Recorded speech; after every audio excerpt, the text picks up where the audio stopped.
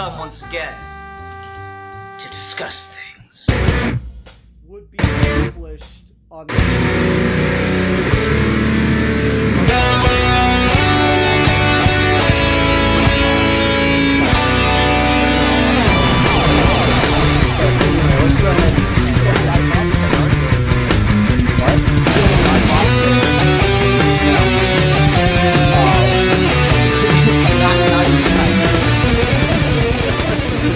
And on that note, hi everyone, welcome to another episode of Geeky Gentlemen.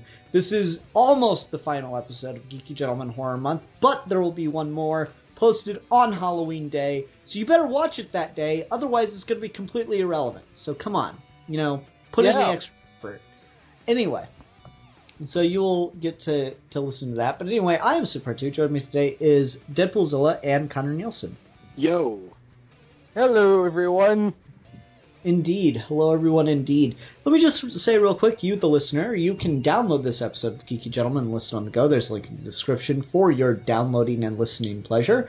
New episodes of Geeky Gentlemen are posted on the download website with their episodes on YouTube, actually, slightly before. And you can also download old episodes of Geeky Gentlemen. If you find an episode of Geeky Gentlemen in the Geeky Gentlemen playlist you would like to be able to download and listen to on the go, just leave a comment on the episode. I'll upload it to the website for you and let you know it's up so you can download it at your leisure. Anyway, Connor, what are we discussing today? We are discussing the 1980 Stanley Kubrick horror film, The Shining, starring Jack Nicholson, Shelley Duvall, and a little kid. Also has Scatman Crothers in it. Yes, we are, indeed. So, this is, if not my favorite, one of my favorite horror movies, and also one of the best Kubrick movies. And yeah, so there's my hand on how I feel about it. Yeah, you're not biased at all. No, not at all.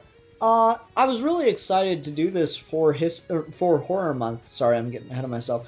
I was really excited to do this for Horror Month because, the next, it was out in Fathom. Fathom was doing a live screening of it. I kind of lost my train of thought there. Fathom was doing a live screening of it. I found out, early in September or whatever. I was like, oh, that'll be so cool to go see. I wonder if we could do it. And, it times out just in time to be the last episode of Horror Month. So that was really, really cool. Yeah. The Shining is something that I have a very interesting history with, where I found out about this movie. Okay, so Batman 1989 was, one of my favorite movies when I was a kid. And Jack Nicholson is my favorite actor of all time because of that movie, I think. And then, of course, over time I've watched, One Flew Over the Cuckoo's Nest and other Jack Nicholson performances. But I always knew, there's this movie he was in called The Shining. And it was, this big, famous horror movie, but it was rated R and I wasn't allowed to watch it. I was, 12 or something. And I would always pester my mom to tell me about this movie, because it was almost like this mythic, amazing thing that I just wasn't allowed to watch. So she would tell me about it, and I live in Oregon, Portland, Oregon, where the exterior shots of the Overlook Hotel are the Timberland Lodge in Portland. In Fort Worth, Oregon. So people just around the Portland area talk about The Shining because, hey, the Overlook Hotel is just right up there in the mountains. And I ended up reading the book by Stephen King, and then I really wanted to watch the movie, but then my dad was not sure if I should watch the movie, so he recorded the TV censored version? The TV censored edited cut, and then I ended up watching that, which had commercials and everything in it, and I was really upset about that, and I don't really care for the book either, and so I was like, oh, I guess The Shining was the biggest disappointment of my life, and over the, I watched it one other time and I liked it better, but I barely remember watching it then. And so going back and rewatching it was really cool because I remembered why I didn't care much for the book and why I think this movie is so much better than King's book. Yeah, and it's really interesting because King fucking hates this movie. Yeah. to the point where he like redid the movie, and like the version of King's movie is called Stephen King's The Shining. But just briefly, hey Rasco, you're like an hour and 40 minutes late, or hour and 10 minutes late. Hi. Hi. Just got to make you feel bad. Sorry. It's all good.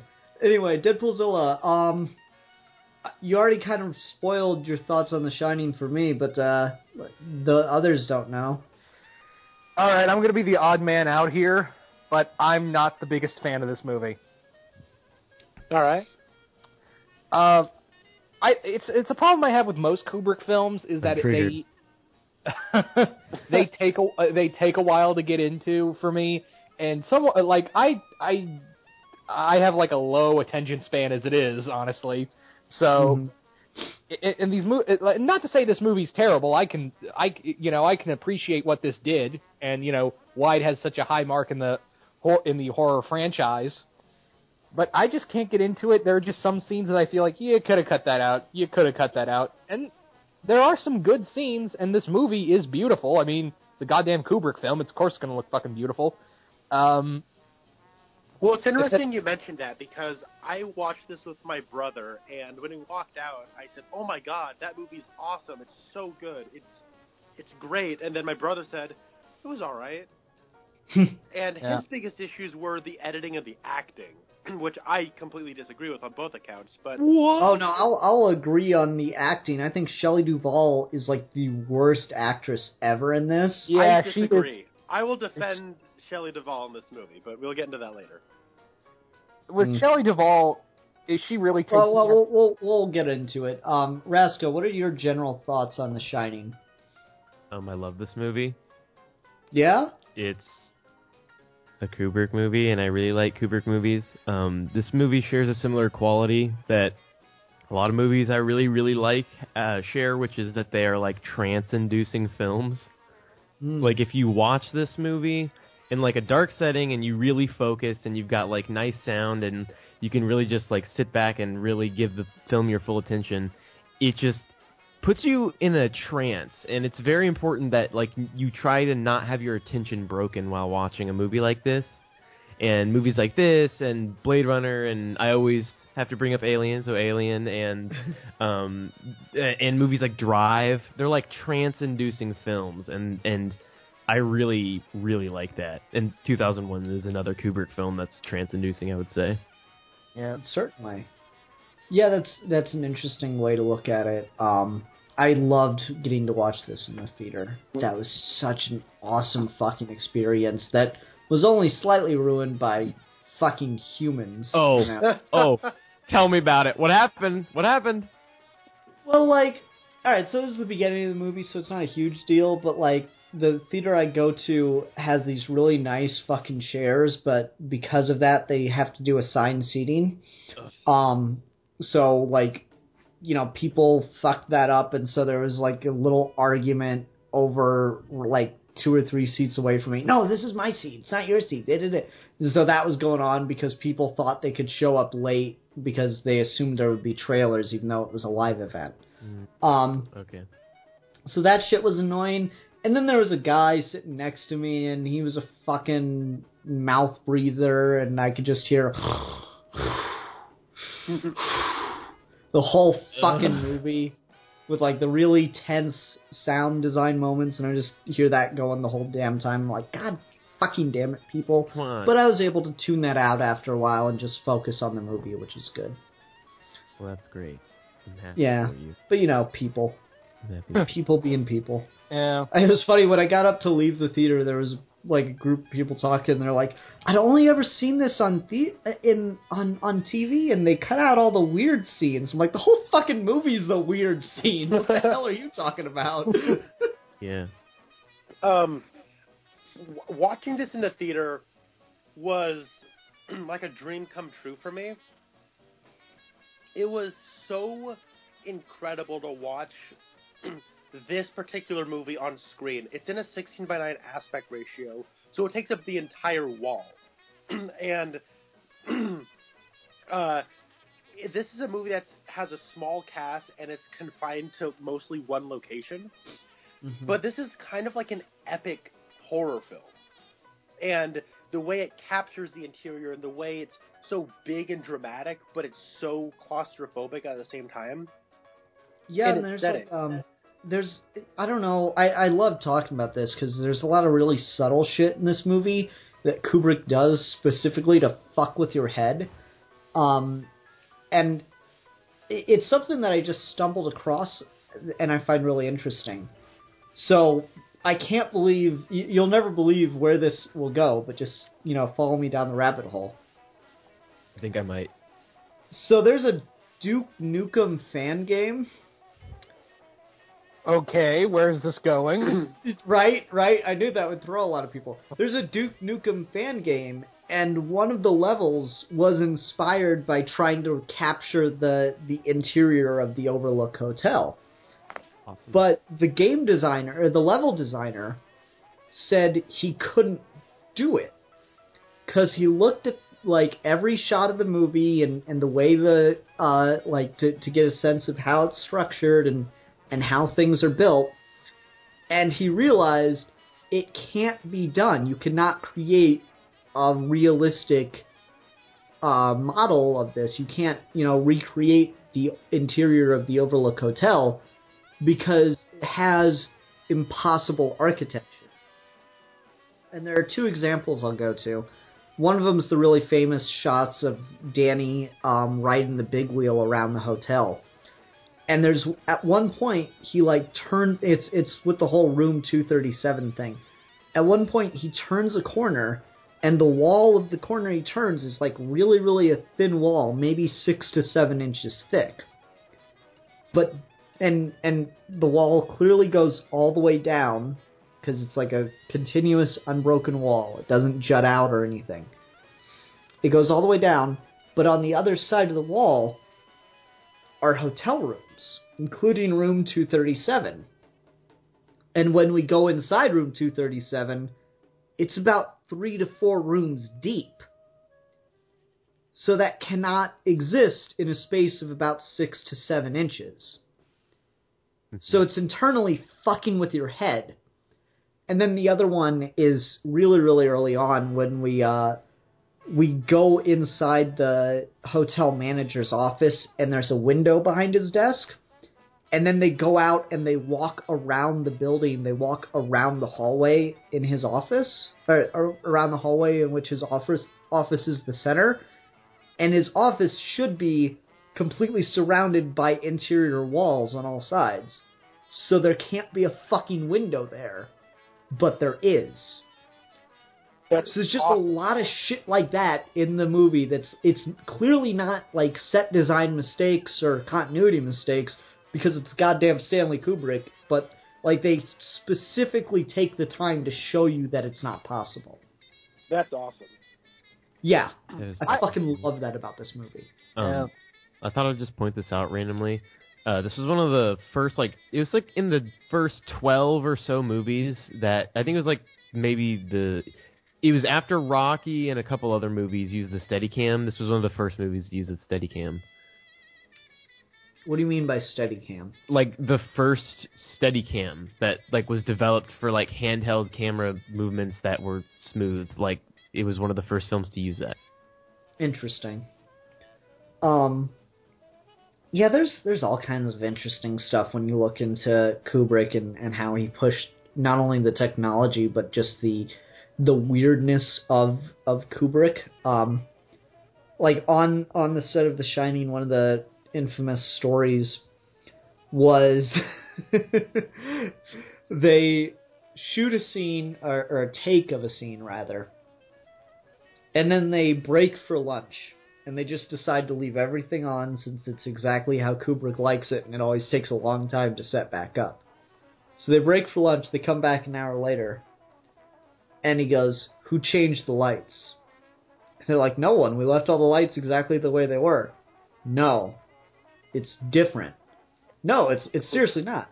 So they end up getting a fucking light meter and checking every light on the set, and only one of them was off by like 0.5 degrees or something of what it was supposed to have been. Wow. So that's just like the madness of Kubrick. It's all fucking brilliant. I fucking love this movie. I love Stanley Kubrick. He's such an asshole. I think he's the reason Chevy Duvall gives a really shitty performance. But yeah, Kubrick's just Kubrick is Kubrick. Yeah. You know what's really weird about the? I don't know if you guys know this or not, but you know who originally Kubrick wanted to play Jack Nicholson's role? Who? Harrison Robin Ford. Robin Williams. Interesting. Huh. And, I know and not- Harrison. Oh, sorry. Oh, I was gonna say I knew Harrison Ford was offered the role. Well, apparently, from what I heard, Kubrick really wanted Robin Williams to play him, to play that character. Again, I don't know, and not to say Robin Williams couldn't do it. I mean, he's done horror-esque roles before, and he is a very ranged actor. I mean, we know him for like Happy Madison, not Happy Madison. I mean, Good Will Hunting. yeah, Good Will Hunting and all these other films, and he's done some more morbid films. Insomnia. Yeah, Insomnia, there's a good one. But 1 yeah, hour photo. yeah, 1 hour photo, there's another. That movie isn't relevant anymore. Yeah, that movie is but performance-wise, I will say he could have done it. I'm sure. I really like Jack Nicholson though. I still don't like Chevy Duvall. So we've kind of danced around this. So let me talk about Chevy Duvall, and then I want to hear Connor's input. Okay. I think Chevy Duvall is undeniably the worst thing about this movie, particularly in the really famous scene when she's in the bathroom and screaming, "I just don't buy it." Then there's the whole scene with her discovering, the manuscripts, and like she's swinging the bat and crying, and I just don't buy it. It's just like it's so over silly. the top. It's the problem for me. What? It's over the top. That's the problem for me. Yeah, just it's so like choked, and she just doesn't sound like she's actually afraid. She sounds like she's really trying to sound afraid. And I think she might have entirely been cast because she has really big eyes, and they're very expressive. Yeah. Like, that's one thing I will give it, is like she has just huge eyes, and in the beginning of the movie when it's the more subtle things, like when she talks about how her husband, hurt her child, that's a really good scene for her. But as the movie goes on, she's just not capable of it.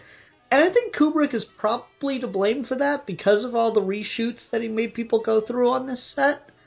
There's a really, really funny Monkey and Apple video. Most people know them for the whole Batman's hard to understand Dark Knight parody that came out a long time ago now. Yeah. He did a thing making fun of The Shining, and it's like behind the scenes on The Shining that's really, really just ridiculous, but not entirely inaccurate. And like he makes Jack Nicholson do 20,000 takes, and then they just end up using the first one. I could honestly believe that. It's not too far from the truth. But no, he really did make a lot of reshoots, and that was on all of his movies. He made actors reshoot scenes over and over and over again until he got what he wanted. And I think that, that is reflected in Shelley Duvall's performance, and I unfortunately think she was just the wrong pick for this movie regardless. Okay, Connor, go ahead. So the reason I like Shelley Duvall in this movie is kind of indicative of a lot of the meta, I want to say meta commentary, but it's more like a thematic undercurrent that's going on in this movie. The Jack, Wendy, and Danny dynamic is almost playing off of like the nuclear family sitcom trope. And at the beginning, like Jack Nicholson comes off like he's playing a sitcom dad. And she's like playing a bit of like a sitcom mom, and they're both being very over the top. Jack Nicholson like borders on hammy in this movie, but it totally works. And I think Shelley Duvall's sort of doing the same thing. And this movie, I see a lot of it as, like, what if the sitcom family was in a horror movie? So what you're saying is you want like a fan edit of The Shining done as like a 70s sitcom. Well, we have that fan edit where somebody did a trailer and it made it look like an inspiring family movie, and that's really funny. But Do a Family Matters remix with The Shining. yeah, Scatman Crothers. It's a rare condition this day and age. Find any newspaper face. But but what's going on? Like, so I think that they're really going for that satirical angle and like breaking down the psychology of the nuclear family sitcom family dynamic, and I think that's really interesting. And I think Shelley Duvall does a good job trying to play the supportive but worrisome and battered wife. And one thing, I also like the character of Wendy. She does things. She actually clocks the person over the head and knocks him out, and then drags him into the pantry and locks it. And then she's not like, okay, we're good. She then grabs a knife and puts it by her bed just so she knows she's safe. Like, she actually does stuff. And then when Jack Nicholson breaks through the door, she takes a knife and slashes his hand. Like, she's proactive, and she actually does do things. And I think... Yep, that's not her. That's the writer. Oh, I know. And I think a large portion of why I'm okay with the performance, I think there's enough on the page to get away with it. And I think that Shelley Duvall does a good job of playing up that sort of sitcom wife role just fine. And I think they're both Jack Nicholson and Shelley Duvall are over the top. So I think they're matching each other. Like, she's not as good. Nah, see, like, that's the thing is I will agree. I think Jack Nicholson is over the top, but it's not until he starts to go crazy that he starts to go over the top. I strongly disagree with that. Really? Like I think he's like a little. I think he's got a little eccentricity before that, but it's not until he goes stark raving mad that he starts to really, really play up the Jack Nicholson-ness. Well, yeah. Whereas, but at the beginning, it's like his wacky eyebrows are always doing something, and he's always like, like watching this movie with an audience, like for the first half of the movie, anytime Jack Nicholson said something, people would laugh because it was like funny. The cannibalism bit's really funny and stuff. I agree. But I don't think he's nearly, like, if you were going to tell me that the level of energy he is putting into the performance at the beginning of the movie never goes up from what he's putting into the performance at the end of the movie, I'm going to call you wrong. Well, okay, I think it's a different kind of energy, though. It's all internal. He's not vocalizing nearly as much in the first half as he is in the second half. In the second half, he gets to run around a maze and scream, like, unintelligibly. Like, he's just screaming stuff at the end.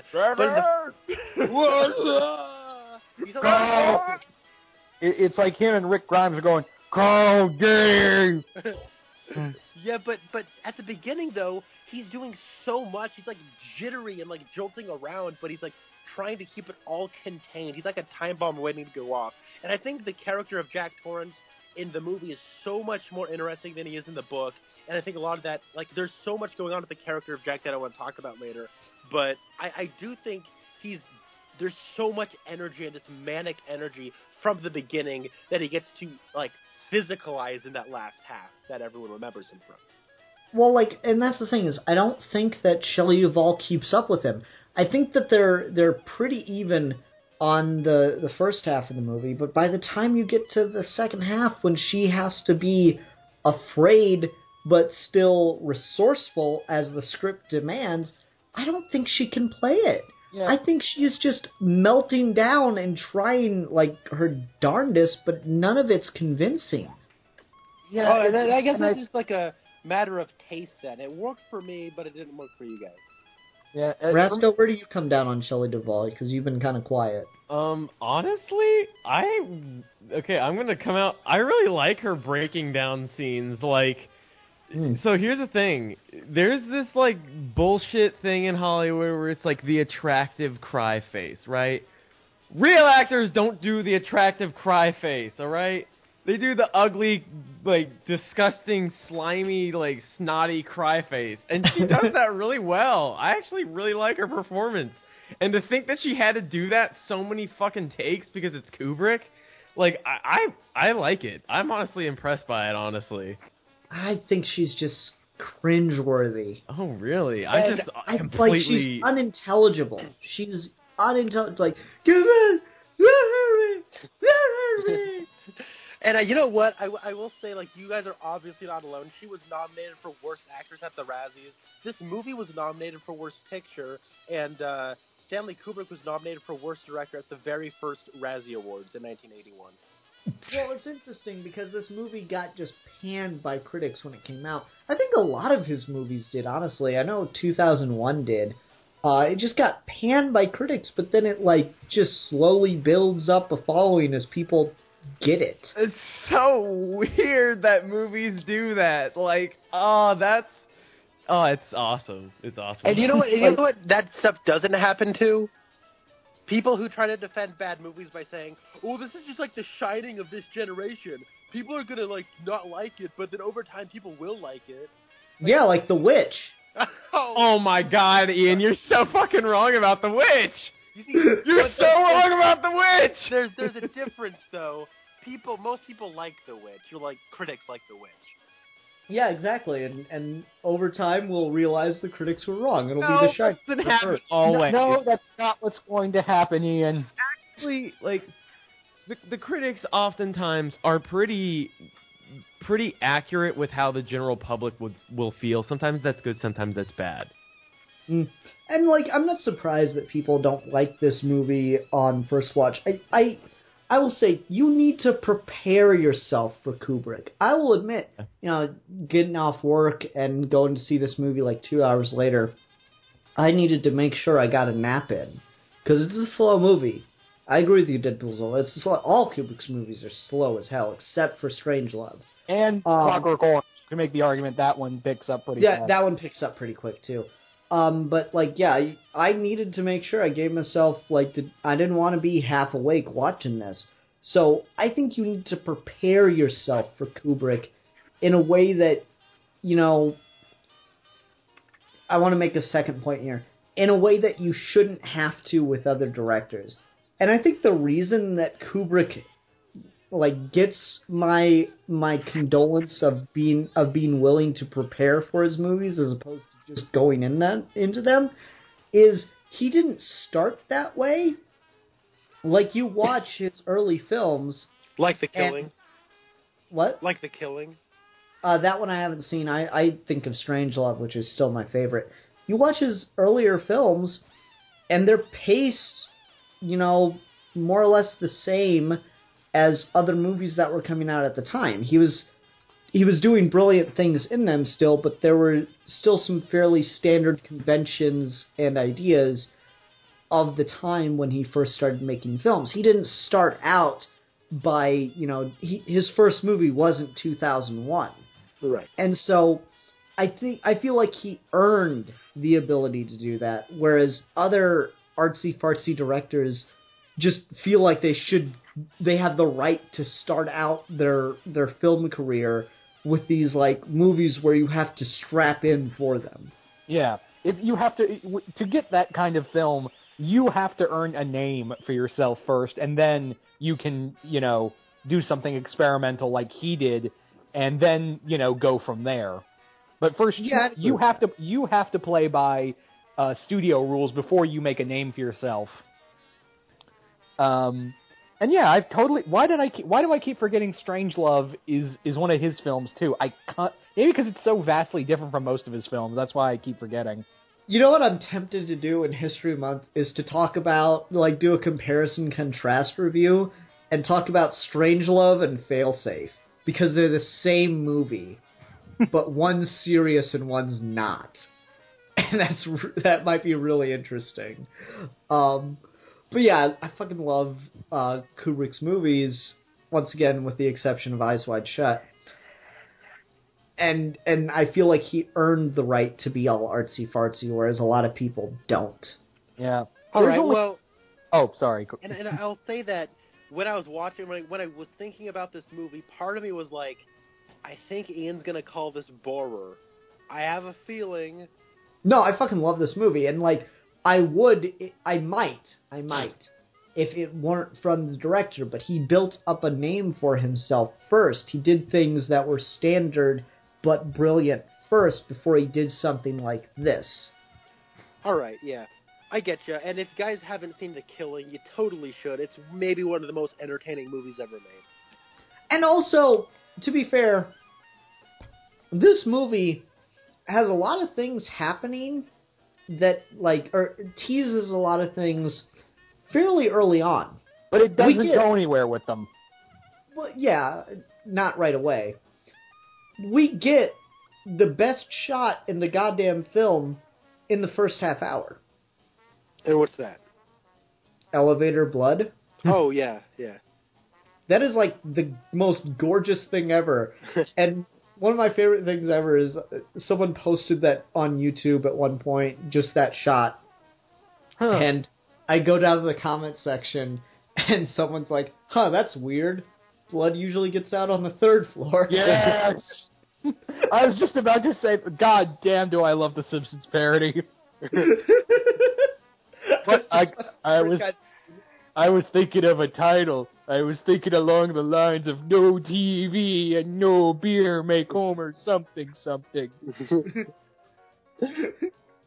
I just find that stuff really, really. But anyway. But speaking of those early, like the movie, early on, it gives you that. Early on, it gives you this really, we're kind of spoiled on them now, but helicopter tracking shots were not a thing when this came out. Like, it was not a common occurrence in Hollywood to have long, sweeping helicopter shots.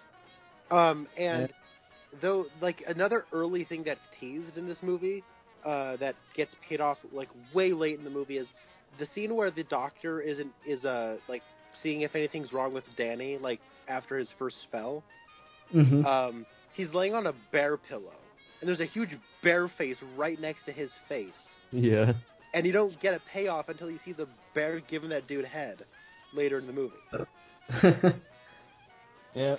I will say my personal favorite scene, and if we're talking about favorite scenes, my personal favorite is Danny in the hallways.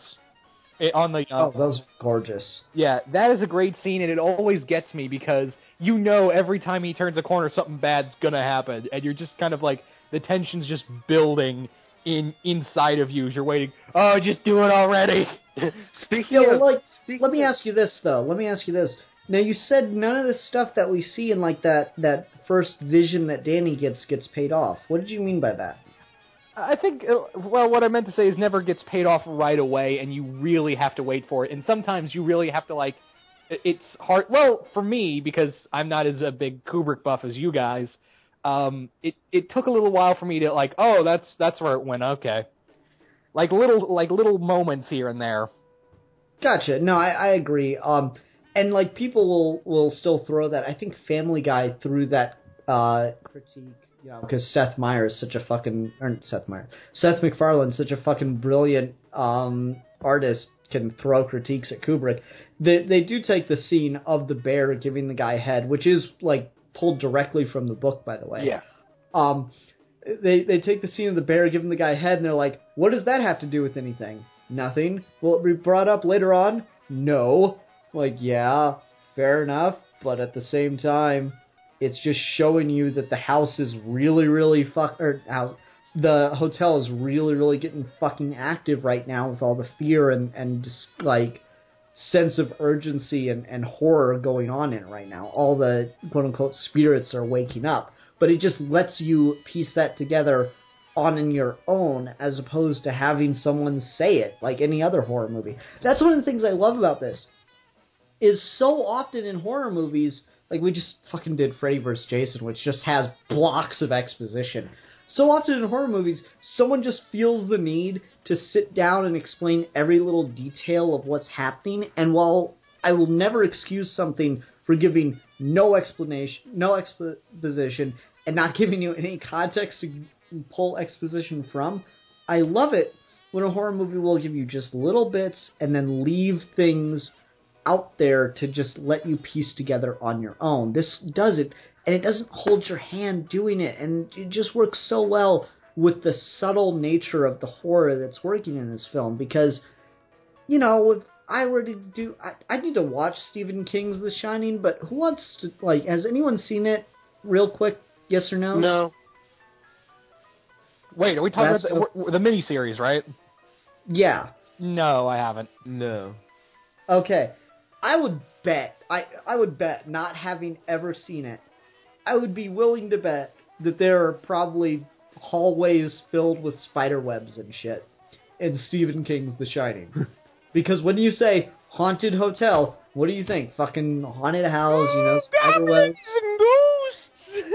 Yeah, it's exactly what you expect. I guarantee it's in there.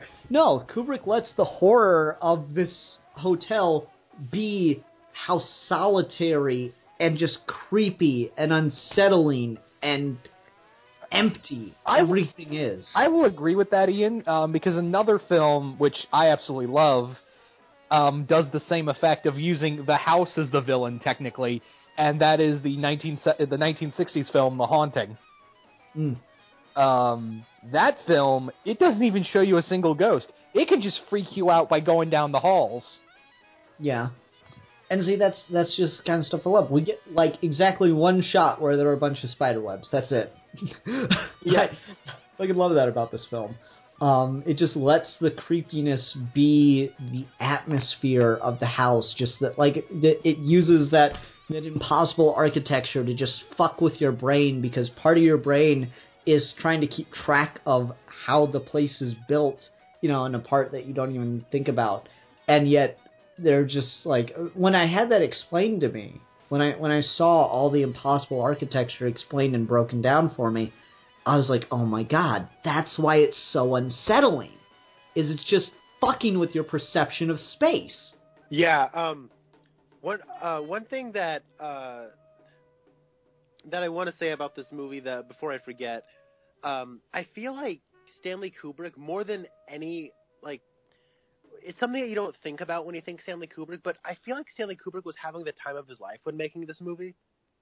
Because, like, well, maybe not for the whole film, but, like, there are, like, the... That bathroom scene. But the big, like, horror sequences where, like, the music's like, dun, dun, dun, dun, and, like, the last 20 minutes, he sustains, like, a level of terror for, like, 20 solid minutes, and it never lets up. Mm-hmm. And, but those moments, like, are, like, kind of something out of a conventional horror film. But he's having fun with it because it's the conventional in a very unconventional film, but it's conventional in a really scary way, and it's informed by all this unconventional stuff. But it's more than anything, it's kind of Kubrick having fun and messing with his audience, and in a very satisfying way where I'm just, like, putty in his hands. Yeah, like, I love the jump scare. That, like, there's seriously one jump scare in this entire film, and it is when the cook dies. Okay, that's... Okay, oh my god, okay. I knew that was coming. I knew it was coming, but I didn't know which pillar he was hiding behind. Yeah. So I was just sitting there like, oh my god, he's passing by one! And that shot goes on for like a minute and 20 seconds. It's a long shot of just him walking, asking, hello, is anybody here? Is anybody here? And he passes by one, and it gets really quiet. And it gets really quiet, and I just expect Jack to go, ah, and then jump out with the axe. And like, it's not until the very last one where you just have to painfully sit there and squirm in your seat and wait for him to just jump out and kill him. Is that the best you can do? I'm just going to be quoting The Shining all night, I hope you know. I love The Shining. Yeah, I fucking, just, like, there's one jump scare, and it got me, and it's just so tense. You're just on the edge of your seat, even if you're in a recliner like I was. Man, it's, I fucking love it. One thing I do want to talk about, though, there's a couple of interesting, like, tidbits about, like, home release of this movie. There was a DVD release, like, and that was, like, part of the Kubrick, like, signature collection. And the problem with that DVD release, though, is he said it's preserved in its full film negative. What moron thought to preserve this film in its full frame negative? It's basically like a big square, but the thing is, when you shoot on film and you put it into a projector, and what you do is you have the shutters they'll put it from like a square into a wide rectangle that will cover the screen, right? So when you're watching it on DVD for the longest time, and you're watching it just as a big square and a big film frame full negative, you see like the helicopter shadow in those opening sequences. And you don't see that when you watch it in theaters and when you watch it in newer Blu-ray releases, because they did the smart thing where they cut off the top and the bottom the way it was meant to be seen. So, it's fucking hilarious. It's so stupid. Where like you're trying to watch a movie and you see like the helicopter shadow down there. What is that? And but the other thing, so watching this in the theater was like watching how it was meant to be seen. The right environment, the right sound quality, the right picture quality. It was so awesome. But you talked about exposition a little bit earlier, and I'll say this much: like I could understand why people don't particularly care for this movie in like a modern context, because like it's a difficult movie and it's a very unconventional film. Because like the first half an hour is like nothing but exposition. It's just long dialogue sequences about history of the family, history of the hotel, how the hotel works, what's going on, where one thing is located, where this is all located, and then like the next like 15 to 20 minutes is nothing but just Wendy and Danny just like living in the hotel while Jack is nowhere to be found. And then, and then like the last half of this movie, like from like, I feel like that's kind of when the movie starts, is when you're seeing their life as they're slowly settling into this, and then like the snow comes in. But then like from the moment Jack Nicholson has his nightmare, from that moment on, which is like more than half of the movie, this movie is, I think, near perfect from that moment on.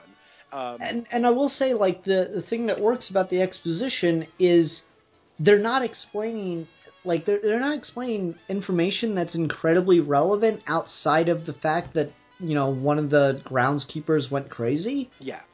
Like, everything they're explaining is, like, just, you know, false history about the hotel. You get one throwaway line about an Indian burial ground. Yeah. Which I think might have just been a shout-out. I gotta figure out when Poltergeist was made, but I think that might have been a shout-out to Poltergeist at some point. I actually don't think so. I think Poltergeist comes out a little bit later than this. Okay, maybe I'm just thinking of something. But anyway, like, they just kind of throw away. So, like, it's all just useless information, but what you're getting is the beginning of how unsettling it all feels. But there are still people, so you're slightly distracted. You're just getting these wide, sweeping shots that we keep repeating the shots, which is really brilliant, of the place, of these tracking shots where we're following everybody around and they're all walking toward the camera and stuff. You're just getting the feel of the place when it's still normal, but you know just factually something's coming. And then there's also the subconscious level of it, I guess I'd call it. Not a fan of that term, but anyway. There's the subconscious level of it where there's something wrong, but you can't quite put your finger on it. Yeah. And I really like that about it. It's working on two levels. So you're getting, you know, exposition, but it's not, and this hallway is the dead person hallway or whatever. Yeah. It's all information that's relevant to these people and not to the audience necessarily. Mm-hmm. One other thing though, like, and this is like the only thing that I think has aged about this movie, is some of the sound, some of the music cues. It'll like sometimes you'll get a bum bum bum bum, and like it's like, oh, okay, and it feels like something out of like a 1950s like Twilight Zone TV show. And, yeah, but Alien has one part in it that's like that too. But the music cues that work about this is the stuff that's really influenced every single horror movie score after this. It's that dun dun dun dun dun dun, and those like unsettling strings and stuff. Yeah, and the thing that I think it was actually the thing that I kept noticing about this movie that kept creeping me out was like the repetition of certain things. You had mentioned that like they keep showing you the same shots. Mm-hmm. But also like, I think the best sequence of the movie is the Room 237, like 3-way cross edit, where Jack Nicholson goes into the room, and we're cross editing this with Danny fritzing out in his bed, and we're cross-editing this with, like, a POV shot of Danny seeing the woman in room 237, and that whole, like, three-way cross-editing, like, masterful work. It creates maybe my personal favorite sequence in the film. The music just sustains a terror that is incredible, but then the way that scene ends is just that woman laughing, and she just keeps repeating that exact same laugh. It's like, it never... You just liked it because you wanted to see boobs. Well, you know what? It is an R-rated movie, and I feel like I'm entitled to a pair of tits when it's R-rated. But the way she just keeps... This R-rated movie comes with one pair of tits, 2 bloody murders. Well, 1 young pair of tits, 1 old, saggy, rotting pair of tits, 2 axe murders. And a Some Bane black action tits figure. on paintings that are... I will admit, I think sometimes Kubrick just liked to put stuff in to, like, flick off the censors. Yeah. Because there's absolutely no reason for there to be 2 black naked women above what's-his-face's bed. There's no reason. They're just there for, like... They're completely superfluous. Yeah. Dick Halloran's my name. Dick Halloran. I love Scatman Crothers. He's so awesome in this movie. But again, going back to that repetition, like, the music cues are repetitive. At the end, he keeps screaming the same, Dynamo! But then we also have, like, hello, is anybody here? Hello. It's like people just keep doing these repetitive things, and it creates a sense of monotony where you think you're comfortable with the situation, and then something breaks up that monotony. And it's unsettling, and it throws you for a loop. Mm-hmm. Yeah, I agree. God, I fucking love this movie. It's so good! Rasco, you've been quiet. Talk about something. I like this movie because it has another thing that I like horror movies about isolation. I think that's a really creepy idea. What your mind can do to itself in isolation, but let alone when you're actually in an environment that's kind of bringing that out of you even more so. Mm-hmm. And so, like, there's a lot of horror movies that use that. Like The Thing is an example. There's a lot of isolation in the movie The Thing. They're stranded in, like, Antarctica. There's obviously the movie Alien. There's but in just movies like and then this is another example of that. Just like putting you alone and letting your mind mess with itself. And I like how, like, Kubrick does.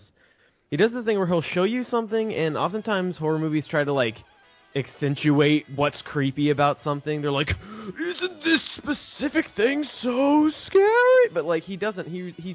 It's really pulled back and kind of, like, reserved and objective and kind of, like, it doesn't, like, show you, like, this is how you're supposed to find this creepy. It lets, like, your mind just be like, isn't this creepy in a way? And, like, it lets you just figure it out for yourself why you feel the way you do about it. It doesn't try to, like, make you feel a specific way about a scene. And he lets actions that characters may take. Wait. Before you go on, can you give an example of one of the creepy things you were talking about? So for example, when the old lady in the tub, that's creepy in the beginning because, like, you're like, oh, that's kind of disturbing that, like, that went down. But then, like, when you're hearing earlier on when Danny's talking about, they're, like, worried that, like, did somebody, like, mess with Danny? Like, is there somebody in the hotel? That's just, like, a creepy idea inherently in itself. This little, like, they just, like, for a second question, like, this hotel's so big, it's so empty, like, is there somebody else in here? That alone, just that little idea, is creepy for a second to think about. Like, they're in this hotel alone, like, it's so big, what could be going on in here that they're not aware of because they're in here, but at the same time, like, they can't be everywhere at the same time.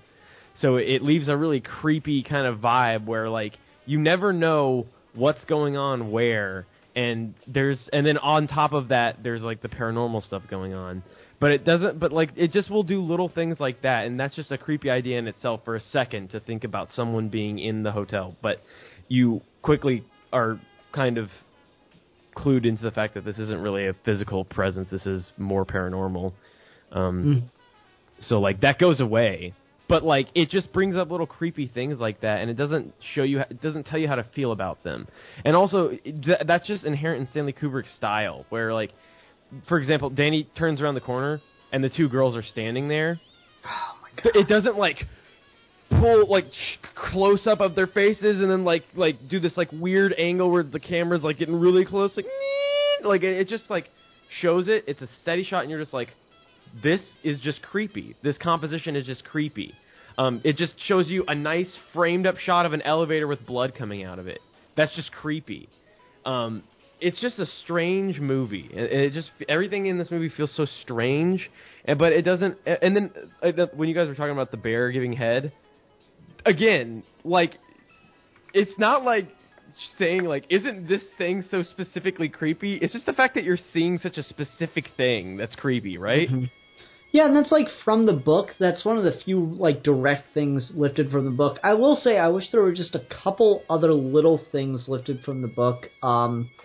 Specifically, I wish Jack Torrance was drinking martinis as opposed to bourbon, because there's like a whole section, and you know, King being a former alcoholic, there's a whole section where Jack Torrance is thinking about like how fun it was to drink and how he and his friend would go to the bar and order martinis, and they called them Martians because they look kind of like flying saucers, and they would help them get home. They would help the UFOs take off by drinking them and then moving the glass and setting it down. So I wish that little detail had been left in. The Connor, you're gonna have to correct me if I'm wrong here, or Deadpoolzilla. I don't know who here's read The Shining besides me. Oh, I have. Okay. There's the scene with the bear. If I remember correctly, he got tricked into giving that guy head, and then like once he was in the middle of it, like they burst in the room and started making fun of him, and he killed himself. Is that like what was happening in the book? I can't seem to recall completely. I don't recall it being a bear. I thought it was like a guy in a dog costume who was like a sub in a BDSM relationship. Yeah, I think that might have been it too. That might have been part of it. I'm looking at a picture, and it is a dog costume. It's not actually a bear costume. It is a dog. Oh, okay. Okay, this is a great time to talk about it. I love this Jack Torrance much better than the other Jack Torrance. Go for it. Okay. And that's mostly just a preference thing. I think book Jack Torrance is pretty good. He is a person who has a history with his father. There's a cycle of violence component. He's an alcoholic, and he's somebody who's genuinely sympathetic. You can't do that with all that like sort of history of this character and this sort of internalized conflict, and you can't put that on in this movie and have everything be okay. So like the way Kubrick does it is he just makes Jack Torrance a loser. In 1980 we call him Jack Torrance, and in 2016 we call him a Trump supporter. So this guy, zing. This guy, he's like, so okay. This is a movie where a lot of people like say this is a movie about the eradication of the Native Americans by the white men. What? Oh yeah, that's a common thing where like this is a movie about the eradication of the Native Americans. I don't think that's even really going far enough, and in fact I think that's stopping short where I think this movie's really going.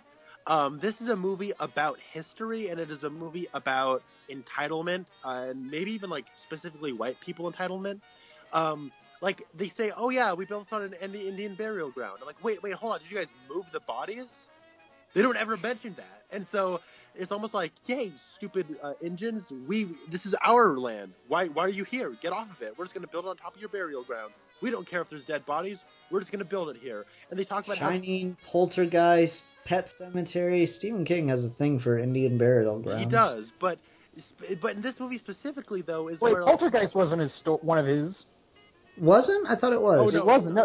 No, it's my bad. Yeah, that's Tobe Hooper and Steven Spielberg. Oh, my bad. No, I thought it was based off a King book. It's not. Oh, and by the way, Poltergeist came out in '82, so I think maybe the Indian burial ground might have something to do with, like a shout out to this movie, maybe. But the thing is, so there's a sense of entitlement that everyone has, and like even down to like where he, like, Grady, the ghost of Grady, says that your child is bringing someone here, and they say the N-word 3 times. Yeah, it's like they say that with impunity too. Yeah, like and a nigger cook. Yeah, and whoa.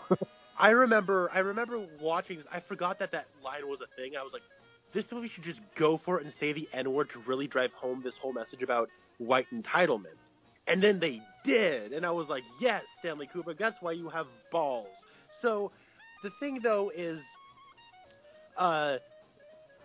so they say that they say the N-word 3 times with a lot of contempt, where it's like, why is that black person coming here? Don't they know that we only tolerate them now? And so then you also combine that with this idea of a place that shines, and how, you know, places that are around for a long time, generally bad things will happen in places that are around for a long time.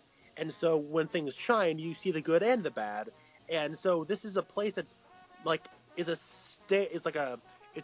a monument to entitlement, where we built this on an Indian burial ground. This is our claiming of this ground.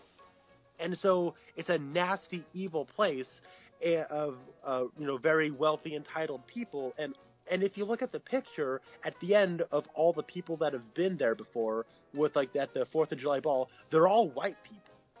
So yeah, I think that's very important to notice. And so but going back to Jack Torrance, he's a person who whines and complains.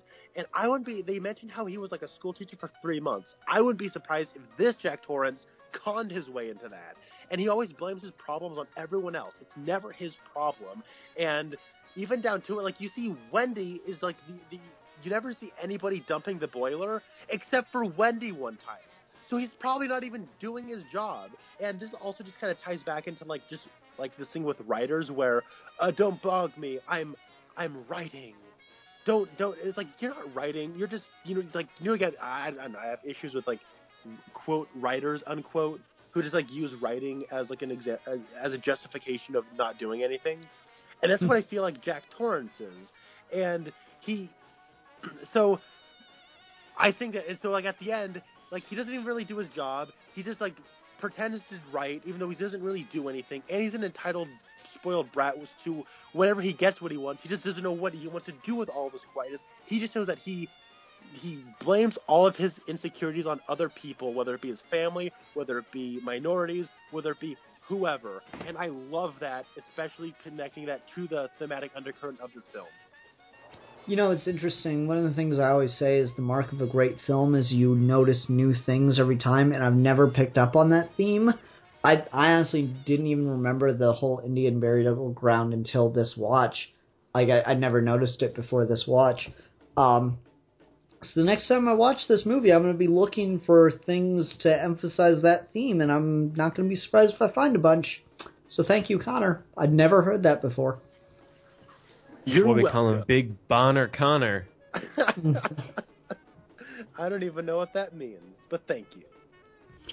Yeah, I don't know, Deadpool, have we changed your mind on this movie at all? I'm curious. I mean, I don't hate this movie, but I just can't get it. I can't get myself into it, and I will admit, there are some generally creepy moments, and it is a very beautiful film to look at, and it doesn't need to scare you by jumping out at you. The house can do that all by itself. Mm-hmm. So yeah, it's just, this is a film not for me, because it takes that first half is what really kills it for me. Mm-hmm. That's fair. I'm not surprised. There are people who I don't think will ever be able to get into Kubrick movies, and like when I go watch, like, I can never watch more than one Kubrick movie a day, because they're so fucking long, but yeah. I can never watch more than one Kubrick movie a day, and even then, I gotta make sure that I'm preparing myself for it, and that's not a courtesy I extend to many movies, I feel like a movie, we talked about this a little bit already, but not just a filmmaker, I feel a movie needs to earn being, preparing yourself to watch it in a way that, like, not a lot of movies do. I love The Dark Knight. Dark Knight's a great film, but I don't need to prepare myself to watch The Dark Knight. I need to prepare myself to watch every single one of Kubrick's movies after Doctor Strangelove. I need to prepare myself to watch, fucking Ben-Hur or something. Oh, I love Ben-Hur. It's so good. Yeah, it takes... As much as I love Seven Samurai, I have to prepare myself to watch Seven Samurai. Yep. I can understand why you're not able to get into this, because it is something you have to get ready for. To your point about Jack Torrance, though, yeah, he's just a spoiled, unlikable character, and that's what works about him. And Jack Nicholson's performance is awesome. Like, even at the beginning when he's just talking to Stuart Ullman, there's like this air of resentment and just bitterness towards him. And it's like, what did this guy do to you, Jack?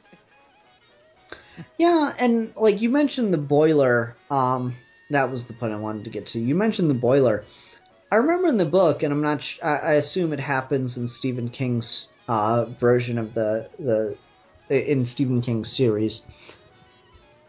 In the book, they blow up the hotel with the boiler by like overloading it or whatever. Yeah.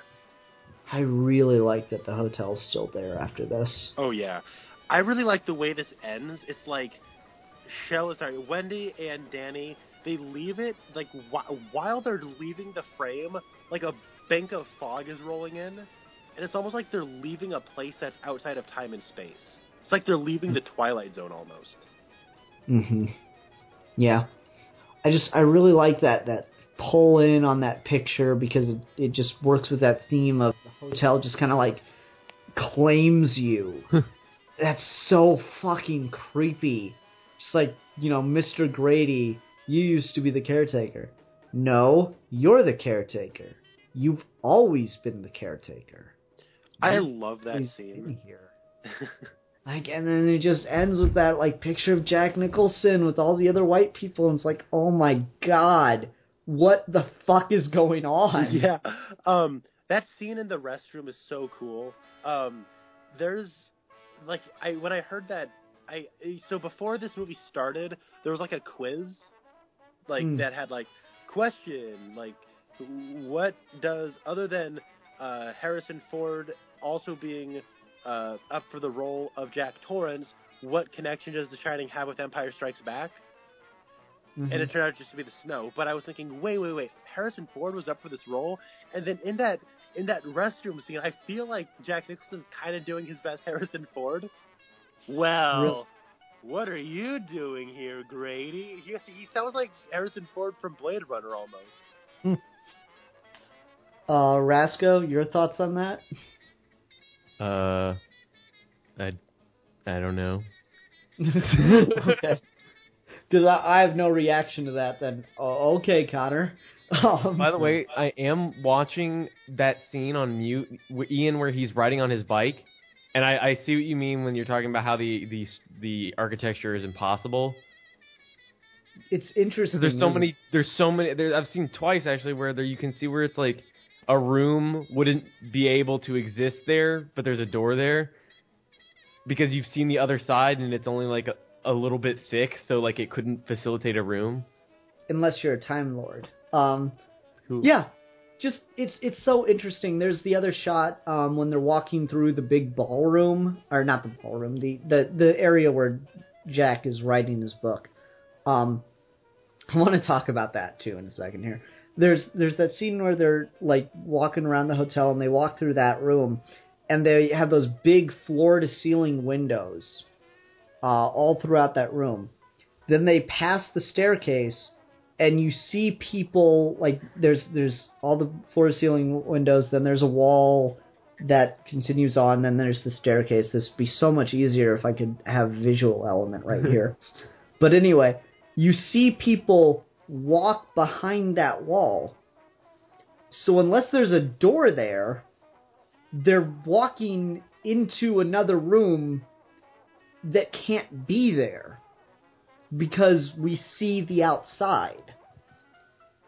And so it's really, really just slightly off-putting. Just little things about it just don't add up, and it's so many little things. Can you link me to the video or whatever you found that displayed all of these things? after this? Yeah, I'll see if I can find it. It's been a long time. Oh wait, no, I bet you it's in my because I did an episode, or for my Who Reviews the Reviewers contest. I had to do the body of work challenge in, I think, 4 minutes, because Captain Logan's an ass. Did you do it on Doug Lyman? No, I did it on... That's funny. I did it on Kubrick. I put a link in the description. Yeah, here we go. Film Psychology, The Shining, Spatial Awareness, and Set Design. And this is in 2 parts, because it was back in the 10-minute limit days. Ice Kubrick. Yep. In Straight Outta Compton. Yeah, so, like, it's just interesting how it doesn't quite add up, and there's all these little things, and, like, he walks you through it, and it's just fascinating as fuck when you find that out. It is, like, all the examples are just so prevalent that it's, like, so fucking creepy. So, Ian. Mm-hmm. Funny thing, I type into YouTube, The Shining Impossible Architecture, and I'm scrolling down through the results, and I see this thing called Impossible, uploaded by this guy named Sid Part 2. You mean Immortal, uploaded by this guy named Sid Part 2. Immortal, yeah, that's right. Yeah, that's the Who Reviews the Reviewers video. That's awesome. Yep. Well, I'm fresh out of topics to talk about with this film. Fresh out of topics. I want to go for just a couple more minutes. Kubrick. I want to go for just a couple more minutes, then we can wrap up. Yeah, like, the Impossible Architecture idea is just so fascinating. Like, it's such a brilliant... it's still my favorite thing about the movie. It's such a brilliant way to do creepy, unsettling horror. Because it just fucks with you. It just fucks with you and you don't even know it until you do. And that's great. I just love that about it. Just rapes you. Yeah. Just straight up rapes your brain. Okay, let's build to a little bit of a conclusion here and do best scene, worst scene, because I like doing that. I talked about my favorite shot, but my favorite scene, it's really fucking hard, but I really like when Jack is looking down at the model of the maze and it transitions to Wendy and Danny in the center of the maze. That's an incredible special effect. It is so perfectly subtle. Adam Savage from Mythbusters, there's like this thing called the Kubrick Tour or Kubrick Museum, and it's like a touring show that has props and other stuff from Kubrick's films, and it tours around the world. And Adam Savage went to go see it, and he looked at a recreation of the maze from The Shining, and he's like, of the prop from The Shining, and he's like, this is shit. This isn't even kind of right. And so he made it from scratch, and there's like a whole video where you can see him making it. It's really, really fucking cool. I highly recommend checking that out, because you just get to see the whole process of how he puts together the entire prop, from, screen grabs and things like that. And he even matches it to the outline, the map of the maze that you see in the film. Though, another one of those things of Kubrick fucking with stuff. The map of the maze that we see and the maze that we see Danny running through do not match, and the map actually changes at points. Oh, really? Yeah, we see the map here and there. We see it, like, really, really well one time. And then we see it in passing a couple other times, and it changes every time. That's kind of a nice little, like, homage to how the hedge animals in the book would change. Mm-hmm. That's kind of cool. Yeah. All right, my worst scene is Shelley Duvall's, baseball career. I really cannot stand her. Like, it's sad because Jack Nicholson is so awesome in that scene, and I think she doesn't ruin it, but she definitely degrades it for me. Okay, Connor, how about you? Best scene, worst scene? I really like the scenes as much as I love just how well it sustains terror, and I love that like room 237 sequence, I think that might be my favorite. But for the sake of variety, I really like the scenes where people are just talking to each other, and I think the kid in this movie gives in like a really good performance. He acts like a kid, and that's awesome. So I'll have to go with pretty early on where Scatman Crothers and the kid are eating ice cream, and they're talking about shining and how places shine and stuff. Mm. So I really like that scene. My least favorite scene, I don't know, and also like I really like the scene where like Grady and Jack are talking in the bathroom. People just talking is really cool, and Kubrick's really good at shooting dialogue scenes. So, but I don't know if I have a worst scene. I guess it might be one of the very early scenes of like the maybe the doctor scene, not because it's bad, just because it's not particularly memorable. I don't know. Okay. Rasco, how about you? My favorite scene is probably the scene where he hides behind the pillar and then comes out with the axe. Okay. Just because I really like how just slow and long that takes for what it's gonna have happen, and it doesn't cut.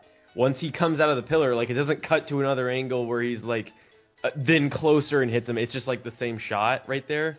And then it cuts after that. But I still just like how, like, it just lets him jump out from behind the pillar and swing the axe. You get to see the entire motion, and it doesn't edit right there. There's no edit right there. I really wonder how they did that effect. Because I assume they didn't just kill Scatman Crothers for this movie. No, they did. This was his last film. He died after this. Good. No, there was another film he did, Night Eyes. No. Joke, Deadpoolzilla. You're just wrong. You live in a false history. Yeah, Night Eyes, and they paid him in weed for that movie. Oh, it was a joke, Deadpoolzilla. No, it was a joke. You're crazy. Anyway, Rasco, what about worst scene? Worst scene? Oh, God. That's really hard for me in this movie.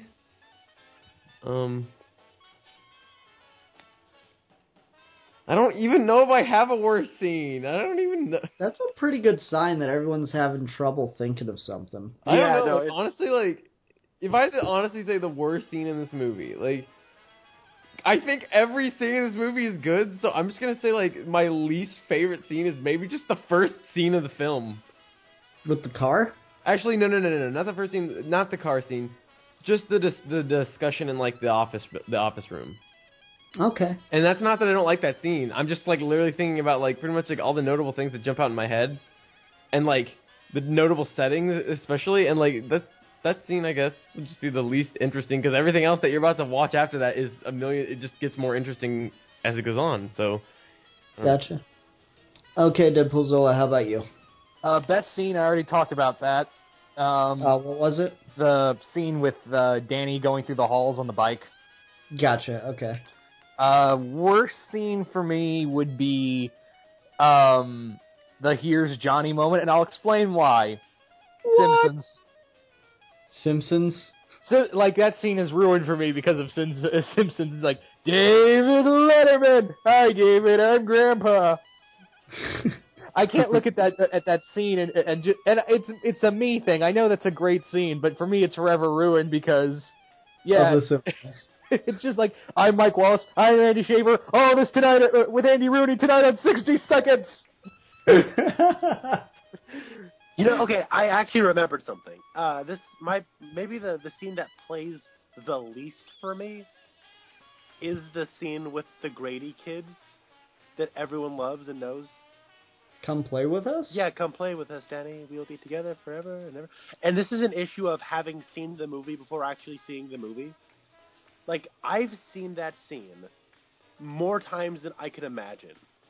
I've seen people reference that. I've seen people show that clip. I've seen that clip too many times out of context.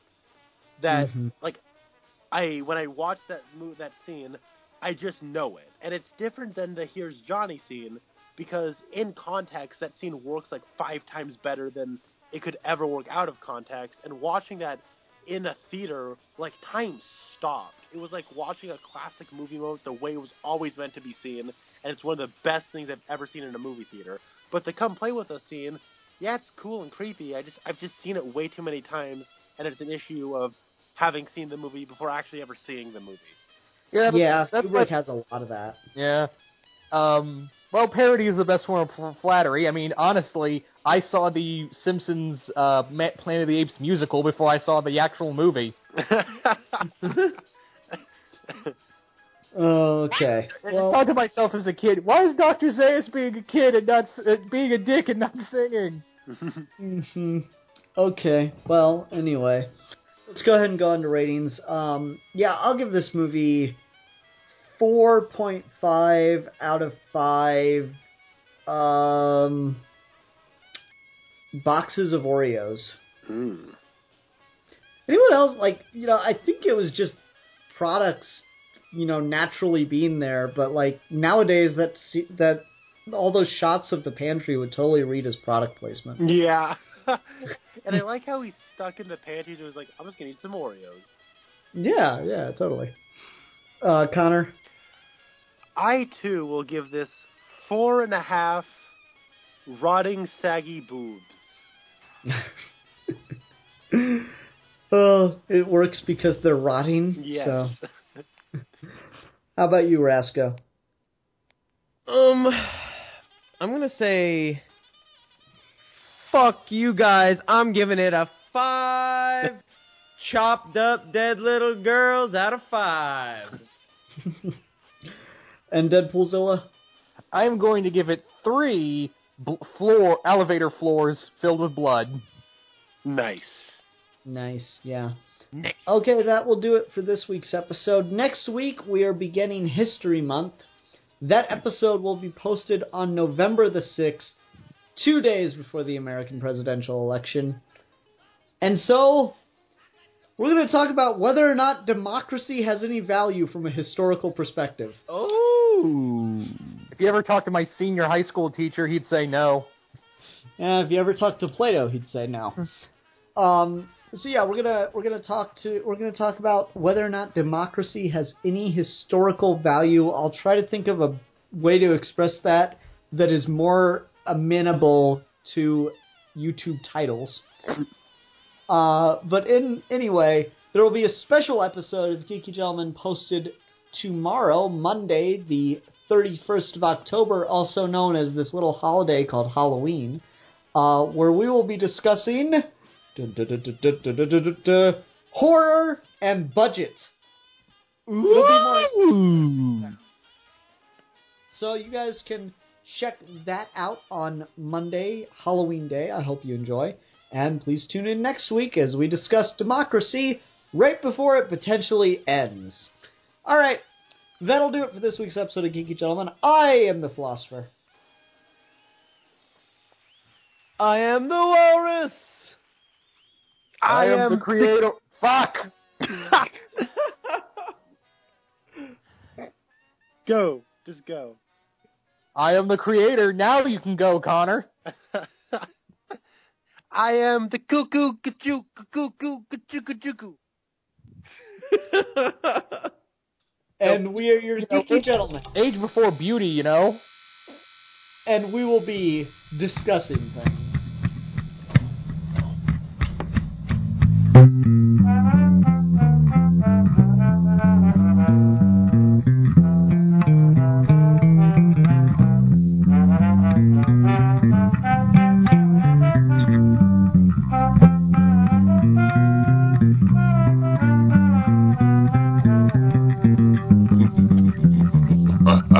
Ah!